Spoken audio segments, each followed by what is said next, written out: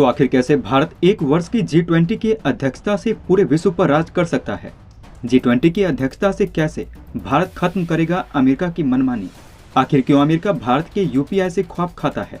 अब अमेरिकी डॉलर की खैर नहीं, कैसे पूरे विश्व की डॉलर पर निर्भरता को भारत अपनी टेक्नोलॉजी यूपीआई से समाप्त कर देगा?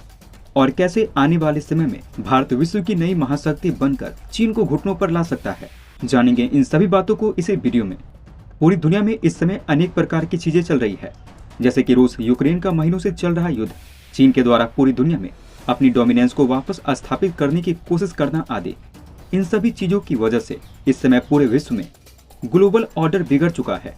आज से कुछ वर्ष पहले तक विश्व में सिर्फ 2 ही देशों को सुपर पावर समझा जाता था। ये देश थे अमेरिका और रूस। परंतु अब स्थिति पूर्णतया बदल चुकी है। आज पूरा विश्व एक मल्टीपोलर वर्ल्ड में बदल चुका है, अर्थात आज कोई भी देश सुपर पावर नहीं है। अमेरिका अपनी करेंसी के कारण पूरे विश्व पर राज करता है। रूस रक्षा क्षेत्र में अपना दबदबा रखता है। चीन पूरे विश्व की एक बड़ी फैक्ट्री बन चुका है और भारत विश्व का एक नया उभरता सुपर पावर बन रहा है। भारत के पास इस वर्ष दिसंबर में G20 की अध्यक्षता आ गई है।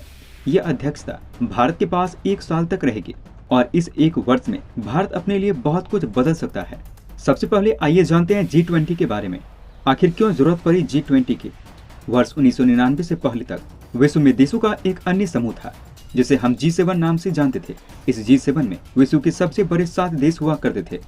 ये देश Canada, France, Germany, Italy, Japan, United kingdom और संयुक्त राज्य अमेरिका थे। सभी 7 के 7 देश विकसित देशों के देश थे और ये पूरी दुनिया की अर्थव्यवस्था का 62% हिस्सा कंट्रीब्यूट करते थे। परंतु समय के साथ जैसे जैसे अन्य देश विकासशील होने लगे, वैसे वैसे इन सभी विकसित देशों को ये समझ आया कि नया ग्लोबल ऑर्डर कॉर्पोरेशन की तरफ इशारा कर रहा है। बिना अन्य देशों के कॉर्पोरेशन के इन विकसित देशों को भी समस्या का सामना करना पड़ा।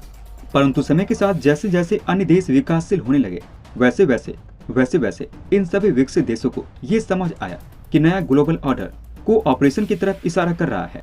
बिना अन्य देशों के कोऑपरेशन के इन विकसित देशों को भी समस्या का सामना करना पड़ता। इस कारण से वर्ष 1999 में G20 की शुरुआत की गई।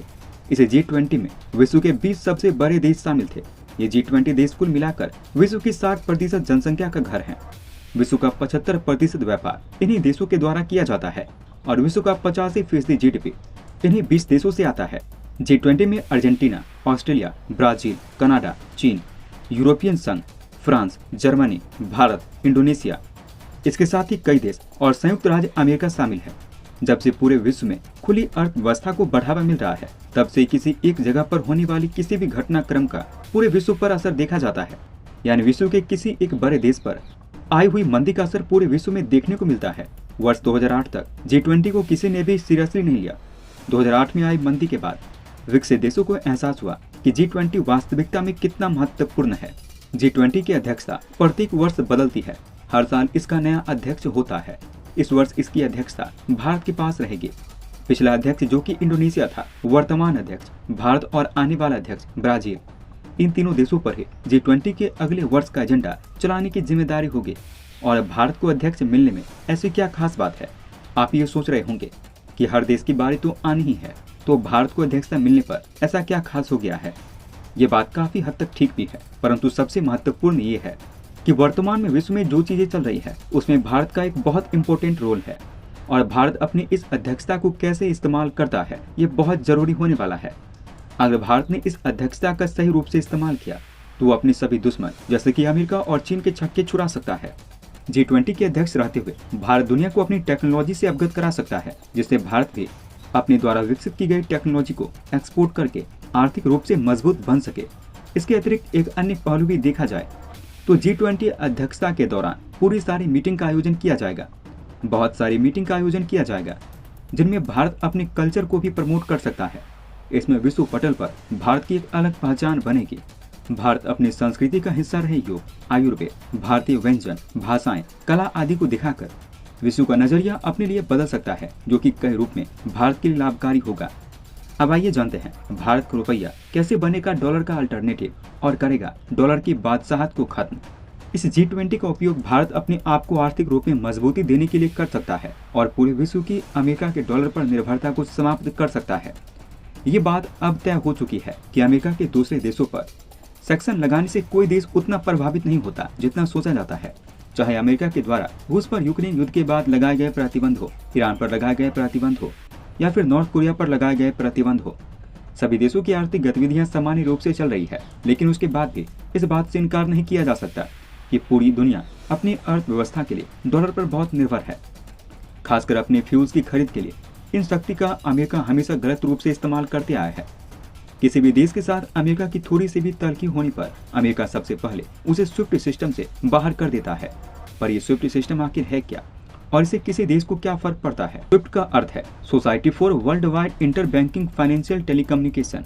आसान भाषा में कहा जाए तो स्विफ्ट विश्व के सभी बैंकों का एक नेटवर्क है और ये विश्व के सभी बैंकों को आपस में जोड़ने का काम करता है। यदि आप पूरे विश्व में कहीं भी पैसे का आदान प्रदान करना चाहते हैं तो उसके लिए स्विफ्ट नंबर की आवश्यकता होती है। पूरा विश्व दूसरे देशों को अपनी पेमेंट इसी स्विफ्ट के माध्यम से करता है। रूस यूक्रेन युद्ध के शुरू होते ही अमेरिका जो यूक्रेन के साथ था उसने यूक्रेन का साथ देते हुए रूस को स्विफ्ट सिस्टम से बाहर करके पूरे विश्व से रूस के बैंकिंग सिस्टम को अलग कर दिया। इस स्विफ्ट के जरिए अमेरिका पूरे विश्व में पैसे के लेन देन पर नजर भी रखता है और अपने इंटरेस्ट के अनुसार देश को इस सिस्टम से अंदर या बाहर भी करता रहता है। सभी देश इस स्विफ्ट का कुछ अल्टरनेटिव चाहते हैं और यह अपॉर्चुनिटी विश्व को दिखती है भारत की नई पेमेंट टेक्नोलॉजी यूपीआई में।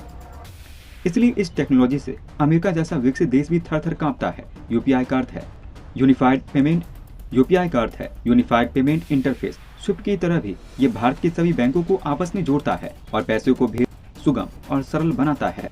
इसे इस्तेमाल करना स्विफ्ट से बेहतर आसान है। इसे इस्तेमाल करना स्विफ्ट से बेहद आसान है और इसकी पहुंच भारत के हर कोने में हो चुकी है। एक कम पढ़ा लिखा व्यक्ति भी आसानी से इस सुविधा को इस्तेमाल कर पाता है। यूपीआई बैंक ट्रांसफर के लिए IMPS सर्विस यानी कि इंटरमीडिएट पेमेंट सर्विस का इस्तेमाल करता है। इसलिए ये सुविधा दिन के 24 घंटे और सप्लाई के 7 दिन कार्य करती है।